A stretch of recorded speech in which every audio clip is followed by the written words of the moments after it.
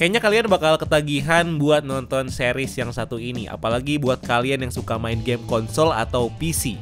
Secret Level. Ini adalah sebuah series animasi yang bakal ngajakin kita untuk masuk ke dalam dunia game dengan cerita-cerita seru yang asik buat diikutin. Secret Level ini punya 15 episode dengan visual dan cerita berbeda-beda, mengadaptasi berbagai franchise game dan platform game populer, tapi tetap dengan benang merah yang sama, dengan mengeksplor tema menantang takdir di setiap cerita karakternya. Series ini dibuat sama Tim Miller, kreator dari Deadpool yang pertama dan juga series Love, Death and Robots di Netflix. Dia bekerja sama dengan Dave Wilson yang sebelumnya juga menggarap film Avengers Age of Ultron dan Love, Death and Robots. Kebetulan gue juga dapat kesempatan dari Prime Video buat ngobrol-ngobrol sama dua kreator dari Secret Level ini. Dan ini dia obrolan gue sama mereka. So, let's explore this universe.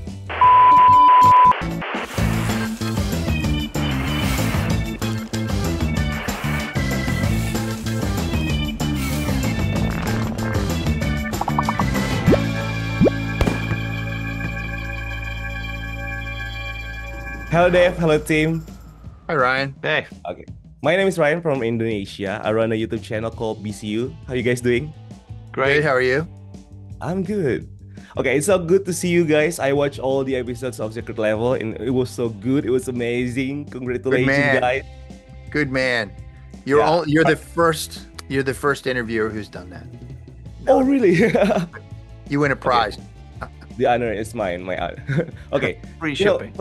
First question. Secret Level has such a different stories and animation styles in each episode. How did you came up with these ideas and develop each episode's unique style? And I know you took inspiration from the original game, but how did you make them feel fresh and more exciting? Dave's middle name is Fresh and Exciting. I mean, we definitely, so we built a process that's similar to Love, Death and Robots if you've seen it. What we didn't want to do was Tim and I sit in a room together and come up with the stories we would like to see. So we invited authors into the process who helped us pitch ideas on the different video games. So it gave us a lot of different perspectives that is not just two. Yes. So I think, it's funny too, because I remember as an example of how we keep it fresh and exciting is not completely resting on ourselves.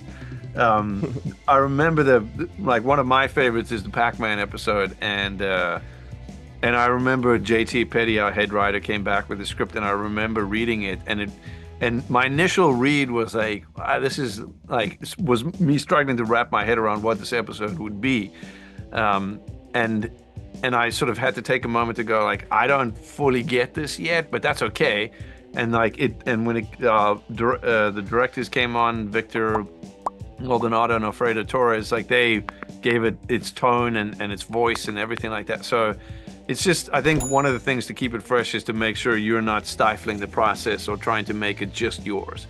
Like, gaming doesn't belong to me or Tim or like even the entire crew on this show. It's a community thing that we want to try and represent as best we can. And I'm going to give you the worst answer possible for the visual side of it. You're right that most of it comes from the art style that's been established in the game, but the ones that we had leeway with, that either they were older games like Unreal Tournament or 8-bit games like Spelunky, where it really didn't have a style, the kind of fully fleshed out style that would need to be for Secret Level. We had a lot of leeway there, but what you choose ends up just being kind of what feels right.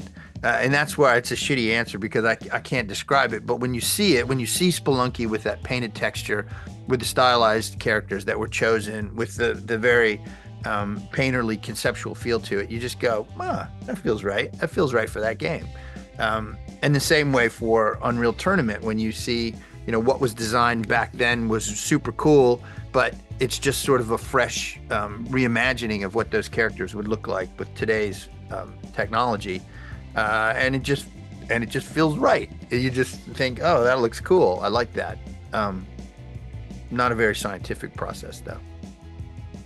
Which is why people give us millions of dollars. Yeah. All right. You have such a big names like Arnold Schwarzenegger, Kevin Hart, and more. And of course, the one and only Keanu Reeves in one of the episodes, which is actually my favorite one. How did their involvements come about? What the creative process behind it? Like how was their names first pop up to you? Yeah, Keanu's name first popped up to me in a text message for Tim asking, "Do we have anything for piano?" Because he dictated into his phone, and I didn't know what the hell he was talking about. He came by to talk to Tim about. Keanu's a big fan of Love, Death, and Robots, so he came by the studio to talk to Tim. And he saw all the secret level artwork up on the walls and asked about it and wanted to be a part of it. I mean, like, we have Ivy Eisenberger does all our casting, is amazing, but in some cases the filmmaking gods hand you a gift, and in this case his name was Keanu Reeves. Yeah, and in the New World episode, Arnold and Gabe Luna were both in the Terminator movie that I directed that was so vastly underrated. But you grow to be friendly with these people because you work very closely with them. And so I just asked, and Arnold said, yeah, of course I'll do it.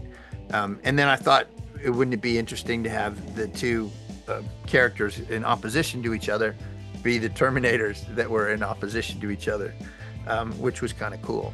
And Kevin Hart I worked with on Borderlands, and Kevin said he would be part of it. So it's all very much relationships, but also movie stars love games just like everybody else loves games, and so they're happy to be part of a show that's such in the zeitgeist of modern culture, I think.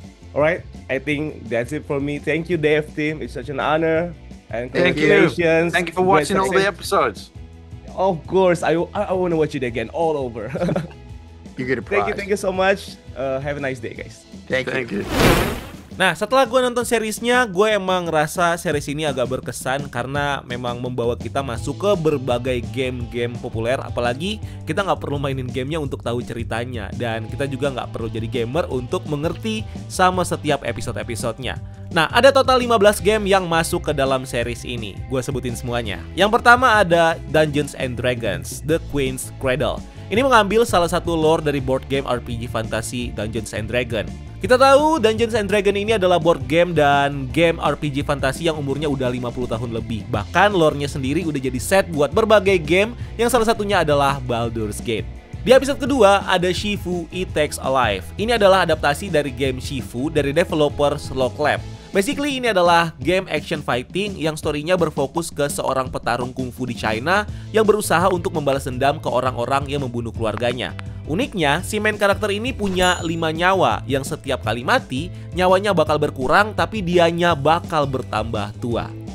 Episode ketiganya ada New World: The Once and Future King. Di episode ini, si main karakternya disuarakan sama Arnold Schwarzenegger.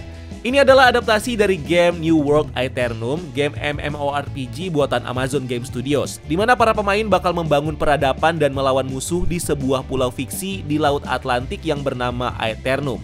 Tapi di sini ceritanya berfokus ke salah satu raja yang bernama King Ailstorm yang berusaha menaklukkan sebuah pulau lawan sendirian. Episode ini basically emang episode komedi tapi seru dan juga punya ending yang lumayan touchy. Keempat ada Unreal Tournament Sun. Ini adalah game FPS yang didevelop sama Epic Games dan Digital Extremes. Game ini bersetting di sebuah dunia baru di mana pemerintah bekerja sama dengan perusahaan tambang The Liandry Mining Corporation buat mengadakan sebuah turnamen saling bunuh.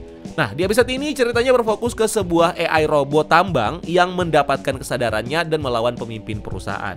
Episode 5 ada Warhammer 40,000 and They Shall Know No Fear. Adaptasi dari game Warhammer 40,000 Space Marine 2. Ini adalah game third person shooter dan hack and slash yang didevelop sama studio Saber St. Petersburg. Dan basically game ini menceritakan petualangan dari Demetrian Titus, seorang kapten dan commander dari pasukan Ultramarines. Episode ini menceritakan bagaimana Titus melawan Agent of Chaos yang bernama Daemon yang dengan kekuatan sihirnya mengancam kehidupan manusia. Episode 6 ada Pac-Man Circle, adaptasi dari game arcade klasik buatan Bandai, di mana pemain memainkan karakter Pac-Man yang kerjaannya makanin beberapa dot di labirin sambil menghindari hantu yang berusaha mengincarnya. Nah, di episode 6 ini kita bakal diceritakan gimana jadinya kalau Pac-Man adalah seorang swordman. Swordman ini berpetualang di sebuah labirin hutan sambil dikejar sama para monster dan hantu. Episode 7 ada Crossfire Good Conflict, adaptasi dari game PvP shooter yang didevelop sama Smilegate Entertainment. di mana para pemain bakal berperan sebagai salah satu dari 2 tim mercenaries yang saling bertempur satu sama lain. Nah, di episode 7 ini kita bakal diceritakan cerita dari 2 sisi mercenaries dalam sebuah konflik itu. Episode 8 ada Armored Core Asset Management, adaptasi dari game Armored Core, di mana diceritakan seorang pilot Armored Core yang diperanin sama Keanu Reeves, yang di salah satu misinya pilot ini menghadapi sebuah dilema yang relate dengan masa lalunya. Nah, ini episode yang keren banget menurut gue. Episode 9 ada The Outer Worlds, The Company We Keep. Ini adalah game action RPG yang didevelop sama Obsidian Entertainment. Gamenya mengambil setting di alternate future di sebuah star system yang bernama Helicon yang dikontrol sama sebuah mega corporation. Cerita di episode ini berfokus ke love story salah satu karakter cupu yang rela berkorban buat cewek yang dia suka. Episode 10 ada Mega Man Start. Ini adalah game action adventure buatan Capcom yang menceritakan bagaimana origins dari robot yang bernama Mega Man yang diciptakan oleh seorang ilmuwan yang bernama Dr. Light. Basically episode ini ceritanya tentang origins dari Mega Man sendiri. Episode 11 ada Exodus Odyssey. Ini adalah game sci-fi action adventure yang didevelop sama studio Archetype Entertainment. Game ini menceritakan seorang penjelajah dari bumi yang sekarat, di mana penjelajah ini punya tugas untuk mengeksplor galaksi dan menemukan rumah baru buat para manusia di bumi. Nah, di episode ini fokus ceritanya ke seorang bapak yang mencari anaknya yang kabur berpetualang ke luar angkasa. Episode ke-12 ada Spelunky Tally, adaptasi dari game action adventure 2D yang didevelop sama studio Mosmount LCC. Di mana di game ini pemain harus menjelajah terowongan dan mengumpulkan sebanyak-banyaknya harta sambil menghindari jebakan dan musuh berbahaya. Episode ke-13 ada Concord Tale of Implicable. Ini adalah game multiplayer FPS yang didevelop sama Firewall Studios. Gamenya mengambil set di dunia retrofuturistik yang dihuni sama manusia dan alien. Ceritanya berfokus ke battle antara beberapa mercenaries yang eksis di universe itu. Sayangnya game ini udah resmi ditarik sama Sony Interactive Entertainment dan studio developernya juga dikabarkan udah dibubarkan. Tapi sebagai bentuk penghormatan ke kreatornya, pihak studio ini akhirnya tetap merilis episode khusus untuk game Concord di Secret Level. Ceritanya tentang sekelompok bandit yang berusaha untuk menjelajah galaksi, dan ini bisa dibilang agak lumayan fun. Episode ke-14 ada Honor of Kings The Way All Things. Ini adalah game MOBA yang didevelop sama Timi Studios Group yang dirilis buat game mobile platform, dimana karakter-karakter hero-nya ini mengambil inspirasi dari tokoh sejarah dan mitologi China. Dan episode terakhir ada Playtime Fulfillment, cerita original series ini yang mengadaptasi dunia yang dipenuhi dengan karakter crossover berbagai game-game PlayStation.